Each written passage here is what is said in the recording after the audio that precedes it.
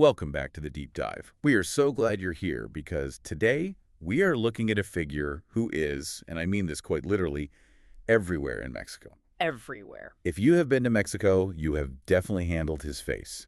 He is on the 20 peso note. He is on the 500 peso note. You might have flown into an airport named after him in Mexico City. You could have walked down a street named after him. And, not just in Mexico either. There are statues of him in Chicago, in Washington, D.C. I think there's even a street named after him in New Delhi, India. There's even a species of snake named in his honor.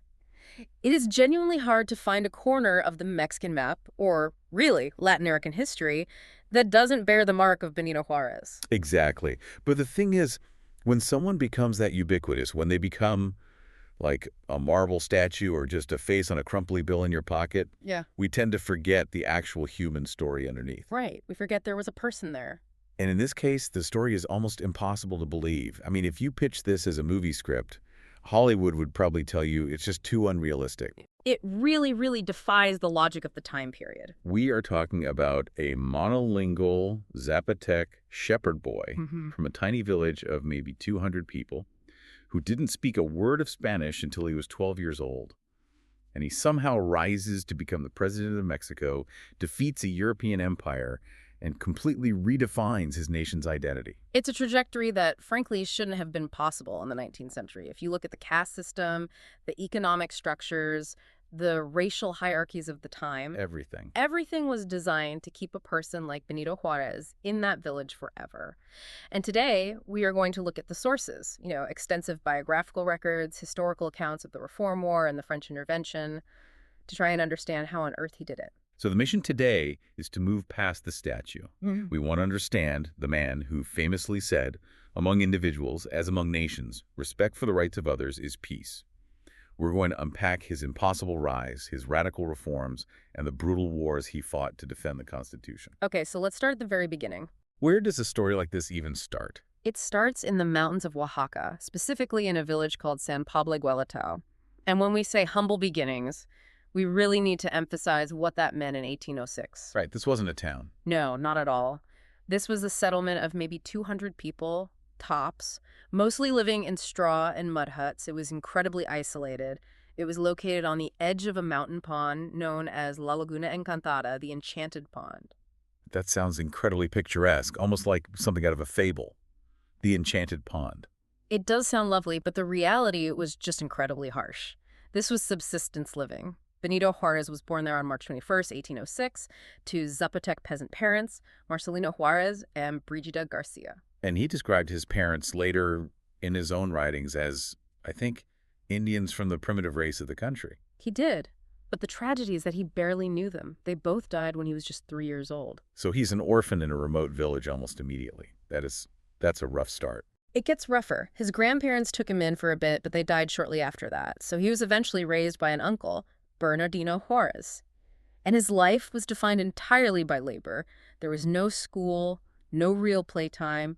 He worked in the cornfields, and he worked as a shepherd until he was 12. And this is the part, the crucial detail that just sets the stakes for this whole story. Go on. Up until the age of 12, Benito Juárez was illiterate, and he could not speak Spanish. He only knew Zapotec. That's the fact that always floors me. Me too. 12 years old. In 1818, if you are a 12-year-old indigenous boy in the mountains who doesn't speak the colonial language, your life path is usually set in stone. Absolutely. You are going to live and die in that village. So what was the catalyst? How do you get from shepherding in the mountains to the state capital? Well, history often pivots on a mix of necessity and luck. There is a famous legend, you'll probably hear it if you take a tour in Mexico, that he lost a sheep and ran away because he was afraid his uncle would beat him. The lost sheep theory. Right. But the more likely driver, based on the historical records, was actually his sister. She had already moved to Oaxaca City to work as a cook. So in 1818, Juárez left the village to find her. He literally walked out of the mountains. He did. It's about a 40-mile trek over rough terrain. He walked into the city with the goal of attending school. He found his sister, and she was working in the household of a wealthy family, the Mazas. And this is where that luck part comes in, right? He gets a job there. He does. He becomes a domestic servant. He's tending the animals, cleaning. But he also finds a patron. He started working for a man named Antonio Salanueva. Okay, who is he? Salanueva was a bookbinder and a lay Franciscan, and he saw something in this young boy intelligence, a spark, some kind of potential, and he decided to sponsor him. So the classic patron-protege dynamic. Yeah. But given that Salanueva was a lay Franciscan, very religious man, I have to assume the path he laid out for Juárez wasn't president of the Republic. Oh, definitely not. It was the priesthood. Of course. That was the only real ladder available back then. If you were poor and wanted an education in Mexico in the 1820s, you joined the church. So Juárez entered the seminary in 1821. And note the timing on that. That is the same year Mexico finally wins its independence from Spain. A great point. The country's being born just as Juárez is beginning his formal education. He studied theology for 6 years, he learned Latin, he learned philosophy, but, and this is the first major pivot in his life, he realized he did not want to be a priest. Which, in 1820s, Mexico was a huge decision. Walking away from the church was walking away from guaranteed stability, right? It was. He wrote later that he felt a cruel distaste for theological studies. But luckily for him, the world was changing.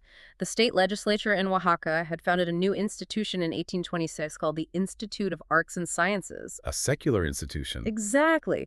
The conservatives at the time called it a house of prostitution for the mind because it taught things like science and law without a religious filter. Juárez transferred there in 1827 to study law. So this was the moment he stepped out of the religious sphere and into the secular political world. Precisely.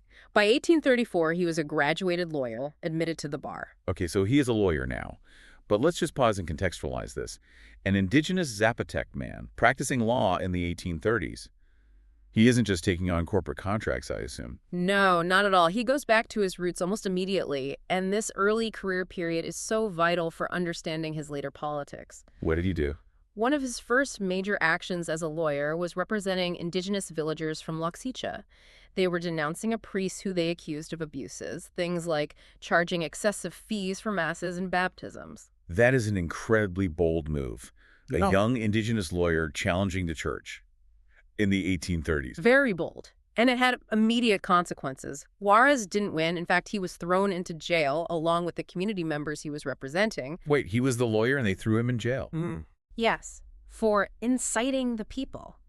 He later wrote that this experience, seeing the collusion between the church and the state authorities, it strengthened his resolve.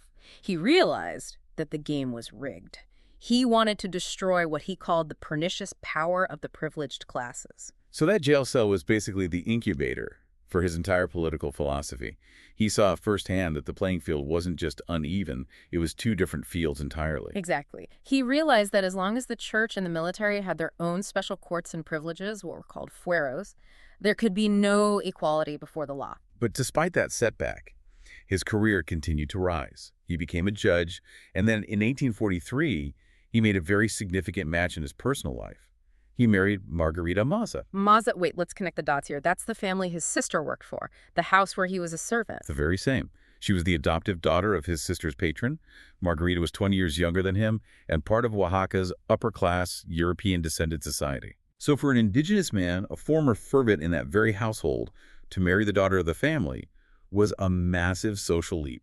It just defied all the unwritten rules of the caste system. It sounds like something out of a novel. Did the family object? The record suggests it was accepted, though it was certainly viewed as unusual by society at large. Margarita famously said of him, "He is very homely, but very good." Oh, I love that. And it turned out to be a partnership of incredible strength. She wasn't just some trophy wife. She would become a pillar for him during the incredibly difficult years ahead, managing the family while he was in exile or fighting wars. So he has the education, the career, and now the social standing. And eventually this path takes him to the governor's palace in Oaxaca in 1847. Yes, and his time as governor is really the proof of concept for his administrative ability. He didn't just give speeches. He took over a state with chaotic finances. He balanced the budget. He built roads and schools. Education was always his top priority. Always. And he created a civil and penal code. Oaxaca became known as a model state. He proved that a civilian, secular government could actually work, and work efficiently. But in 19th century Mexico, you couldn't just be a good administrator and live happily ever after. The national politics were just so volatile. You had this internal struggle between the liberals and the conservatives. We really need to break this down for the listener because these terms mean something very specific in this context. Right. We shouldn't map modern American or European politics onto this. Not at all. To simplify it, liberals, like Juárez, wanted a secular state. They looked to the United States and France for inspiration. They wanted individual rights, capitalism, and equality before the law. And the conservatives. They generally wanted to maintain the old Spanish colonial hierarchy. They believed that the Catholic Church should be the supreme authority in education and spiritual life, and that the military should enforce order. Basically, they believed Mexico was too chaotic for democracy and needed a strong hand. So it's a battle between the past and the future, essentially. And Juárez was firmly on the liberal side, which meant that when the conservatives, specifically the dictator Santa Anna, came back into power in 1853, Juárez was in deep trouble. Big trouble. Santa Anna was the perennial bad penny of Mexican history. He just kept turning up. And when he returned in 1853, he had not forgotten that Juárez had denied him refuge in Oaxaca years earlier. Santa Anna was petty. Very. He had Juárez arrested, confined in the fortress of San Juan de Ulua, a truly horrific dungeon, and eventually exiled. Where did he go? Paris? London? New Orleans. New Orleans. I love this detail. The future president of Mexico living in the American South in the 1850s. What on earth was he doing there? He was rolling cigars. He found a job in a tobacco factory. He lived in exile for about 18 months, and it was not glamorous. He was struggling to make ends meet, living in cheap boarding houses. And his wife Margarita stayed in Mexico. She did. She looked after their children and sent him whatever funds she could scrape together. But New Orleans wasn't just a place to hide. It became a meeting ground. He met other radical exiles there, like Melchor Ocampo. So you have these brilliant Mexican minds sitting in New Orleans, hands covered in tobacco leaf, plotting the future of their country. Exactly. It was an ideological pressure cooker. They were refining the ideas that would become La Reforma. They were asking, why is Mexico failing? And their answer was, because we are still a colony in everything but name. The church owns half the land. The army is above the law. We need to break the system. And when the dictatorship of Santa Anna was finally ousted by the plan of Ayutla in 1855, Juárez returned to Mexico. He returned not just as a lawyer, but as a man with a mission. And he didn't waste any time. He became the Minister of Justice. And this is where we get the first of the big reform laws, right? The Ley Juárez. Yes, the Ley Juárez was revolutionary. It goes right back to his time in that jail cell. It abolished the fueros, those special privileges for the clergy and the military regarding civil crimes. So all citizens were equal before civil law. That was the idea. If a priest committed a civil crime, like theft or fraud, he would face a civil judge, not a church court. It was a direct attack on the colonial structure. It stripped the state within a state of its legal armor. And then came the ley lerdo. Right. The ley lerdo was an economic reform. It forced the sale of church and communal lands. The idea was to stimulate the economy by creating a class of small property owners. Basically, trying to create a middle class similar to what the liberals saw in the United States. But this one backfired a bit, didn't it? This is a nuance we really need to get into. It did, and it's a tragic part of the story. The law didn't just target the church, it targeted all corporate loan holdings. And in the legal language of the time, indigenous communal lands, the ejidos, were considered corporate holdings. Oh, no. Yeah. So the law forced indigenous villages to break up their communal land and sell it to individuals. The liberals thought they were freeing the land for individual ownership, but in practice, wealthy speculators bought up most of the land. So the unintended consequence was that many indigenous communities lost the territories that had sustained them for centuries. Exactly. It paved the way for the massive haciendas that would later be a cause of the Mexican Revolution in 1910. It is a profound irony that the first indigenous president oversaw a law that really hurt indigenous land tenure, even if that wasn't his intention. It's a very complex legacy. But these laws were all codified into the Constitution of 1857. This was the document that was supposed to modernize Mexico. Religious freedom, civil rights. But the conservatives were not just going to accept this lying down. Not at all. The backlash was massive. You have to understand, the church told people that if they swore allegiance to this Constitution, they were going to hell. Literally. The Pope condemned it. The country was on the brink of civil war. And the moderate president at the time, Ignacio Comonfort, he got cold feet. He looked at the chaos and thought, we went too fast. He staged a self-coup, basically. He tried to suspend the very constitution he had sworn to uphold, and he imprisoned his own cabinet, including Juárez, who was then the Chief Justice of the Supreme Court.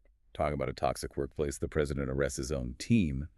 But then Comonfort realized he had unleashed a monster he couldn't control. He realized the conservatives didn't want him. They wanted a full rollback of all the reforms. And the liberals were in revolt against his betrayal. So in a moment of panic, Comonfort released Juárez from prison and then fled the country. And here is where the legal machinery clicks into place. According to the Constitution of 1857, who succeeds the president if he resigns? The Chief Justice of the Supreme Court. Benito Juárez. Benito Juárez. So suddenly, this cigar-rolling lawyer from Oaxaca is the legitimate president of Mexico. But he doesn't have a capital. He doesn't have an army. And the conservatives hold Mexico City. And that sets the stage for the War of the Reform, or the 3 Years' War, a brutal civil war. Juárez and his cabinet were essentially a government on the run, nomads. They had to flee to Guanajuato, then to Guadalajara. And it was in Guadalajara where we get one of the most cinematic moments in Mexican history. If you're visualizing this, picture a chaotic palace, smoke, shouting. This is the brave men do not assassinate moment. Let's unpack that. It is an incredible scene. So Juárez was in the government palace in Guadalajara. A garrison of soldiers mutinied. They switched sides to the conservatives. They stormed the room and took Juárez and his ministers prisoner. The situation was chaotic, and the commander of the mutineers, a Colonel Landa, ordered the prisoners to be shot. So Juárez is standing there facing a firing squad. The rifles are raised. This is it. It should have been. The soldiers raised their rifles. They were aiming at his chest. But then the liberal poet and minister Guillermo Prieto, who was in the room with him, he jumped in front of Juárez. He physically put his body between the president and the guns. Yes. And he shouted at the soldiers, "Brave men do not assassinate. Los valientes no asesinan." He just started speechifying to them about their duty as patriots. And it worked. It worked. The soldiers hesitated. Maybe they were moved by the courage, or maybe just confused by the sudden poetry slam in the middle of a mutiny. But they lowered their weapons. Wow. Juárez was saved, and eventually they were allowed to leave the city. It just gives you chills. If those soldiers had pulled the trigger, modern Mexico would look completely different. Absolutely. Juárez survived, but they had to keep moving. They eventually made their way to Veracruz, the port city on the Gulf Coast. And this was crucial because holding the port meant they could collect customs revenue taxes on trade, which gave them the money they needed to fund the war. And while he was holed up in Veracruz, looking out at the ocean, Juárez didn't moderate his position. He actually doubled down, didn't he? He did. He decided that there was no going back. This is when the laws of reform became truly radical. In 1859, from Veracruz, he decreed the nationalization of all church property. Not just a forced sale nationalization. Total nationalization. Mm-hmm. He established civil marriage and the civil registry of births and deaths. He secularized the cemeteries. Basically, he stripped the church of its role as the gatekeeper of life and death. Exactly. Before this, the church recorded your birth, married you, and buried you. If you weren't a Catholic, you legally didn't exist and couldn't be buried in a proper cemetery. Juárez said, no, the state does that. The state records your existence. It was a complete separation of church and state. Now, we do have to address a controversial moment from this period in Veracruz, the Maclean-Ocampo Treaty. This is often used by Juárez's critics to say he was willing to sell out the country to the Americans. What was the deal there? It's a very sensitive topic. You have to remember, Juárez was desperate. The conservatives were winning on the battlefield, and he needed U.S. recognition and funds. So his government negotiated a treaty that would have granted the United States perpetual transit rights across the Isthmus of Tehuantepec. A route between the Atlantic and Pacific Oceans. Right. And crucially, the right to intervene militarily to protect that transit. That sounds huge. Perpetual transit rights. That is a massive concession of sovereignty. It was. It shows just how desperate the situation was. He was willing to risk U.S. influence to defeat the conservatives. However, and this is the key historical footnote, the treaty was never ratified. The U.S. Senate rejected it. Why would the U.S. Senate reject that deal? Because the U.S. was about to have its own civil war. The northern senators did not want to give the South, the slave states, more territory or influence in Mexico, so the treaty died. But it remains a point of debate about how far Juárez was willing to go. But in the end, the liberals turned the tide. They won on the battlefield, and in January 1861, Juárez re-entered Mexico City. The war was over, the Constitution was safe, time to relax, right. If only. The country was in ruins, the treasury was completely empty, the infrastructure was destroyed, And this financial ruin led directly to the next, even greater crisis. The debt crisis. Yes. In July 1861, Juárez suspended payments on all foreign debt for 2 years. He just said, we can't pay right now, we need to eat, we need to rebuild. And the European powers, Britain, Spain, and France, did not take that well. No. They signed the Convention of London and sent fleets to Veracruz to demand payment. It was essentially a debt collection agency with battleships. But Britain and Spain eventually negotiated. They did. Juárez's diplomats convinced them that Mexico would pay eventually. They realized Mexico was broke and that whore wasn't worth it, so they went home. But France had other ideas. Enter Napoleon III. Napoleon III saw a huge opportunity. He didn't just want his money back. The United States was distracted by its own civil war, so they couldn't enforce the Monroe Doctrine. He had these grand imperial ambitions. He wanted to establish a monarchy in Mexico that would serve as a client state and a buffer against U.S. expansion. He used the debt as a pretext to launch a full-scale invasion. And this brings us to the famous Cinco de Mayo. Right. May 5th, 1862. The French army, considered the best in the world at the time, battle-hardened, well-equipped, marched on the city of Puebla. They expected an easy walkover. They literally brought their dress uniforms to wear for the parade in Mexico City. They did, but the Mexican forces under General Zaragoza repelled them. It was a stunning victory. It's so important to clarify, though Cinco de Mayo didn't win the war. It wasn't the end. No, not at all. It delayed the French advance by about a year, but the morale boost was incalculable. It showed that the Republic could fight. It created this national myth of resistance. But the French were serious. Very. Napoleon sent reinforcements, 30,000 troops. They eventually took Puebla, and by 1863 they took Mexico City. So Juárez is on the run. Again.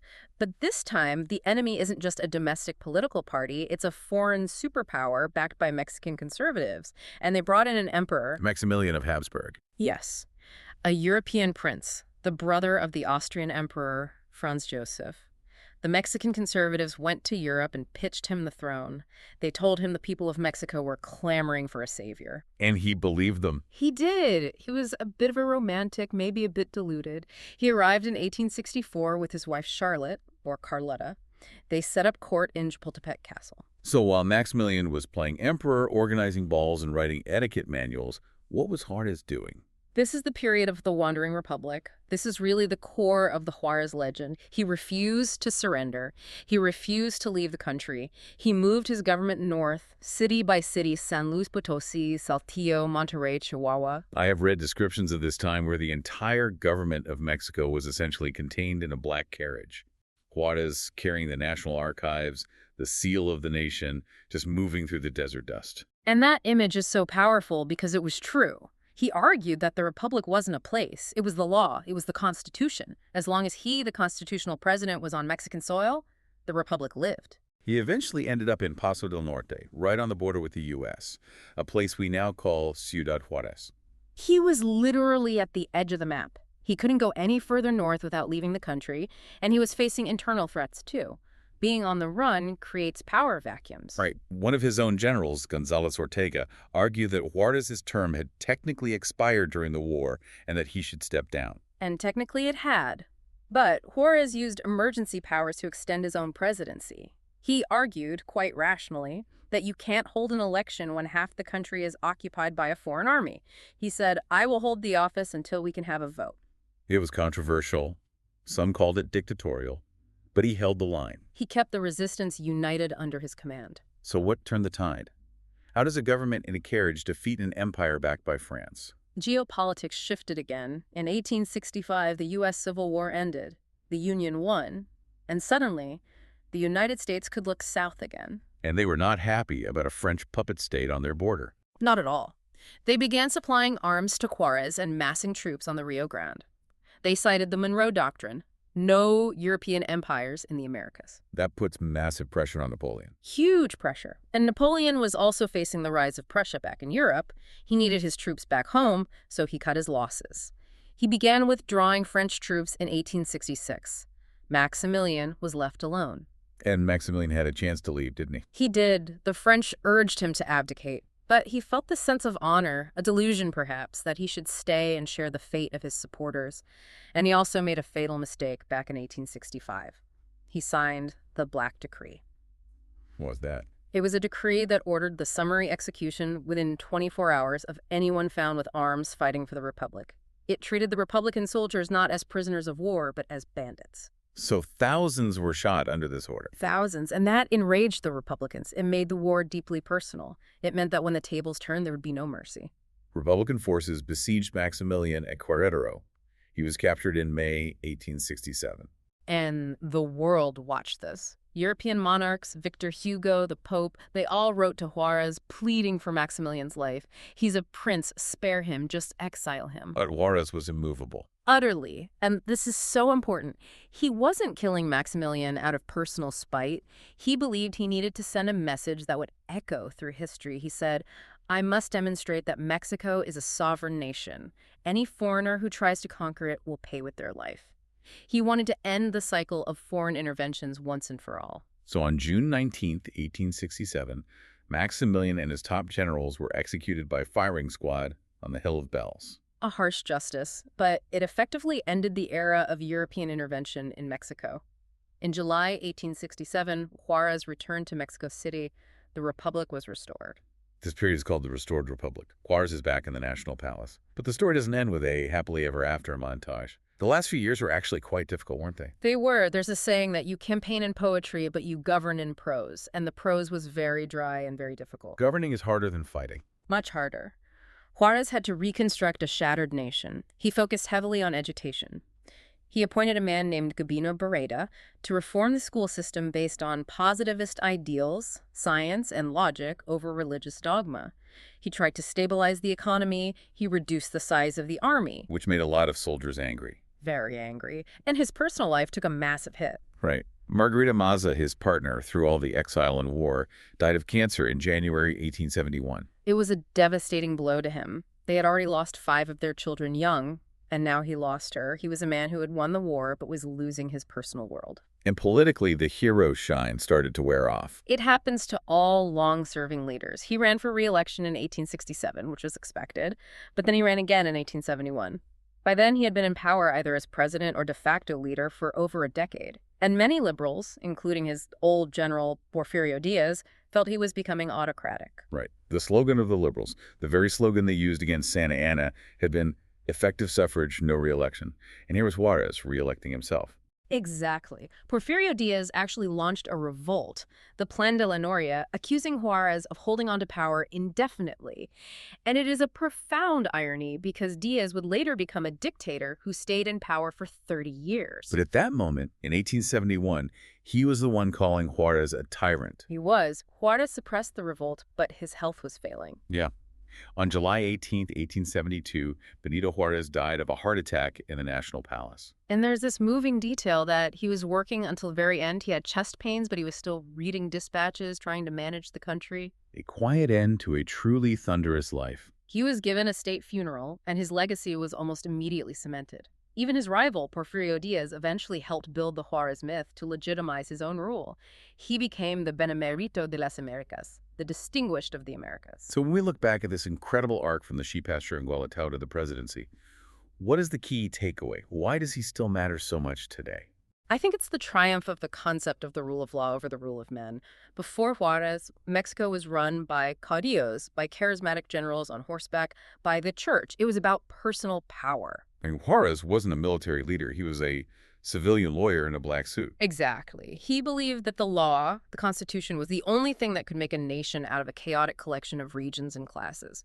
He proved that the Mexican state could exist independently of the church and independently of Europe. He forced the world to take Mexico seriously as a sovereign entity. Precisely. And he proved that an indigenous man could lead that nation, shattering the colonial caste system that had said otherwise for 300 years.